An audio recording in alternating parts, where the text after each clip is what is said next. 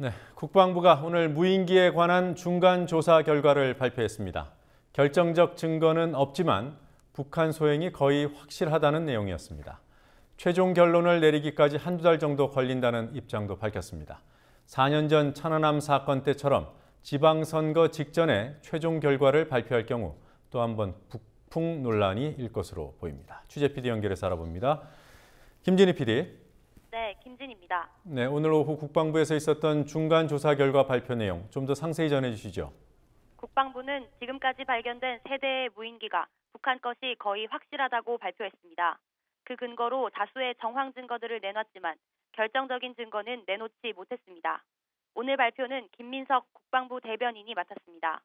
김 대변인은 백령도에서 발견된 무인기가 찍은 사진 100여 장을 분석한 결과 군사시설이 많은 지역을 이동하며 찍은 것으로 나타난 점, 무인기의 색깔이 2012년 김일성 생일 사열식 방송과 2013년 김정은의 군부대 방문 때 보도된 사진에서 공개된 무인기와 유사하다는 점 등을 증거로 들었습니다. 또 부품 일련 번호가 고의로 지워진 흔적은 구입 장소 추적을 피하려는 목적을 보여준다고 설명했습니다. 국방부는 북한 소행임이 명확히 밝혀지면 유엔사 군사정전위원회를 통해 항의하는 등 강력하게 대응하겠다는 입장입니다.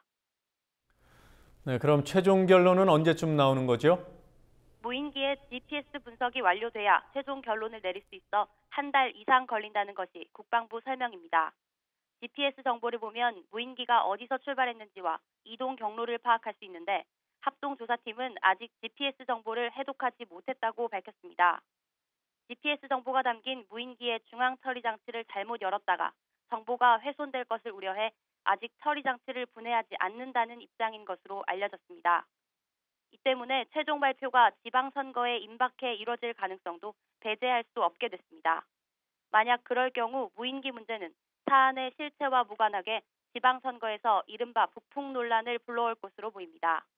국방부는 국방과학연구소 무인기 사업단장을 팀장으로 분야별 전문가들을 모아 과학조사 전담팀을 꾸려 더 확실한 추가 증거를 찾아내겠다고 밝혔습니다.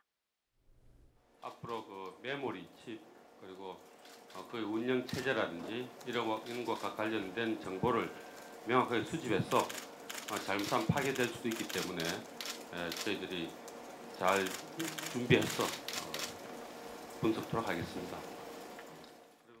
네, 오늘 발표된 내용들 대부분 언론에 이미 보도된 내용들이 아닙니까? 맞습니다. 국방부가 내놓은 정황 증거들은 이미 언론 보도를 통해 나왔던 내용이었습니다. 오늘 브리핑은 미리 배포된 보도자료를 6분간 그대로 낭독하고 취재진의 질문은 3개 받았지만 그중 한 질문에 대해서는 출입기자단 비공개 브리핑에서 답하겠다고 말해 새로운 내용은 공개되지 않았습니다. 스모킹건, 즉 핵심적인 증거가 없는 수사 결과 발표가 실망스럽다는 반응이 나오고 있습니다. 결국은 결정적 증거는 없었다.